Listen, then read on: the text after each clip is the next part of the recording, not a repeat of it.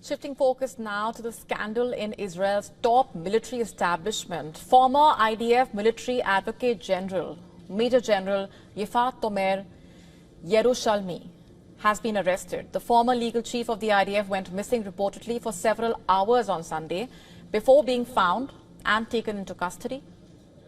Israeli police discovered Yerushalmi late Sunday night on a beach in Israel after her family reported her missing, triggering a large-scale search involving police, soldiers, rescue teams.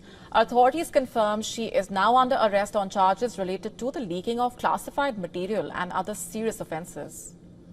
This arrest follows days of controversy surrounding her admission that she approved the release of video footage showing alleged mistreatment of Palestinian detainees. Reportedly, the video filmed at the detention camp, led to criminal charges against 5 reservists and unleashed a wave of outrage, both inside and outside Israel.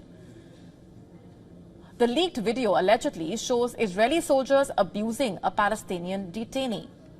Yerushalmi reportedly defended her decision, claiming she authorized the leak to counter what she called false propaganda about the Israeli military's conduct. But then the fallout has been immense. The Israeli Prime Minister Netanyahu has said the scandal has gravely damaged Israel's global image and the reputation of its armed forces.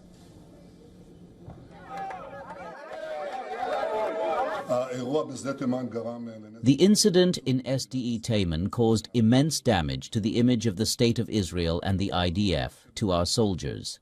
This is perhaps the most severe public relations attack that the State of Israel has experienced since its establishment. I do not recall one so focused with such intensity. This demands an independent, impartial investigation, and I expect such an investigation to be carried out. Her resignation came just 2 days after she was placed on leave amid the ongoing probe into her office's involvement in the leak. The former Major General herself admitted last week reportedly that dozens of military police investigations are underway into alleged abuses, including the deaths of detainees in custody.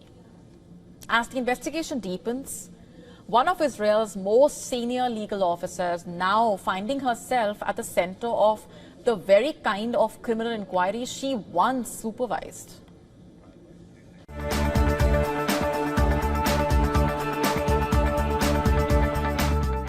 Has US President Donald Trump exposed Pakistan? The President of the United States has said Islamabad has been secretly conducting nuclear tests. And this comes during an interview on CBS's 60 Minutes, where he claimed that Pakistan, along with Russia, China, and North Korea, is carrying out underground nuclear tests. In that interview, I'm directly quoting here, Trump says, Russia's testing and China's testing, but they don't talk about it. You know, we are an open society. We are different. We talk about it. We have to talk about it, because otherwise you people are going to report. They don't have reporters that are going to be writing about it. We do. No, we are going to test, because they test and others test. And certainly North Korea has been testing. Pakistan's been testing, quote unquote. And Trump also said that these countries are performing tests so discreetly that international agencies find it nearly impossible to detect them. So clearly, this is not just any political remark by the American president. It's a claim that directly questions Pakistan's adherence to nuclear non-proliferation commitments. Let's just recall this. Pakistan officially conducted its 2 known nuclear tests in May 1998 in the rugged mountains of Balochistan. Since then, the country has, at least officially, maintained that it has not carried out any further detonations. But Trump's comments now put that claim under serious scrutiny. And the timing of this allegation is also critical at this point. Recent reports of unusual seismic activity in Pakistan's Balochistan region have already stirred suspicion, raising question marks. Rare lenticular clouds were spotted, remember, over Balochistan's capital, Quetta, a phenomenon that triggered speculation about possible missile tests. In a local media interview, Pakistan's Defence Minister Khwaja Asif refused to clarify, saying such topics should not be discussed publicly. When asked directly whether Pakistan had tested a hypersonic missile, he dodged the question entirely.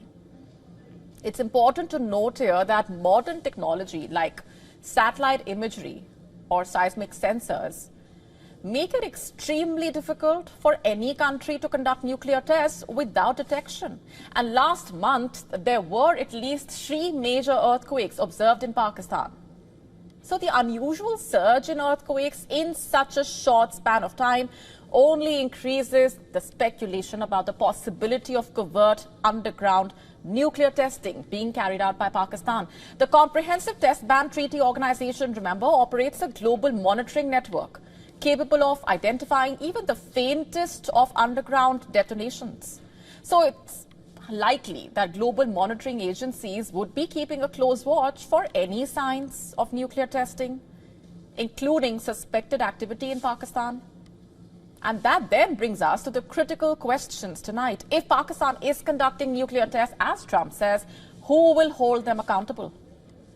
Will the International Atomic Energy Agency or the IAEA step in to seek answers from Pakistan? Most importantly, will Pakistan respond at all?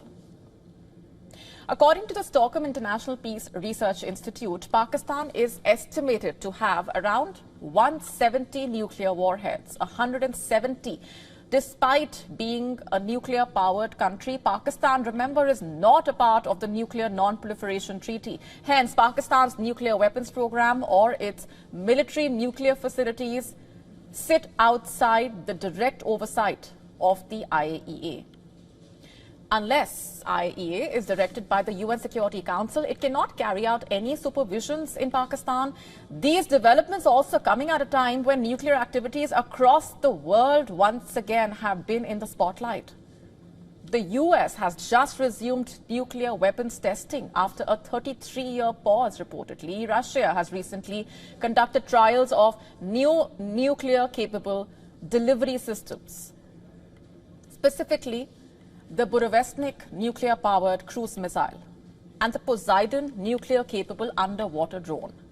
But then for now, the world is perhaps closely waiting for Pakistan's official response, if there is any. Either way, Trump has exposed Pakistan's secret nuclear tests, it seems, so whether Islamabad denies it or not. Switching gears, Israel has launched a major vehicle recall inside its military, reportedly, targeting hundreds of Chinese-made cars used by senior officers. The move comes after Israeli security agencies flagged serious risks of data leaks and potential espionage. IDF recalled as many as 700 vehicles, reportedly, mostly consisting of Chinese-made models. These SUVs issued to senior IDF officers with large families since 2022 are now being pulled back, reportedly, amid growing concerns over surveillance threats hidden inside modern car technology. According to reports, in fact, Israel's chief of staff approved the decision after intelligence experts warned that some vehicle systems could collect and transmit sensitive data. These cars reportedly come equipped with cameras, microphones, sensors, advanced communication modules that could potentially relay information to remote servers beyond the driver's control. According to reports, there is no evidence yet that any data has been leaked, but the risk alone seems to be clearly big enough for the IDF to act. Prior to their commissioning, the Israeli Defense Ministry had reportedly disabled several connected features in these cars to block any data transmission. But new assessments reportedly suggest that the earlier safeguards may not be sufficient, as vehicles constantly generate vast amounts of digital data, whether it is in the form of GPS tracking, onboard diagnostics, cameras, or sensor recordings. Much of this generated information can travel to manufacturers, service networks, or even unknown third parties, reportedly. A possibility that may have triggered Israel in recalling these vehicles. The entire recall operation is reportedly expected to finish by March or April 2026. And for now, the military has not decided whether the recalled vehicles will be reissued after inspection or replaced entirely. And this is not an isolated incident, in fact. Earlier this year itself, the IDF banned all Chinese-made cars from entering military bases for similar reasons. In fact, both the US and the UK have also reportedly imposed similar restrictions when it comes to barring Chinese tech from high security zones.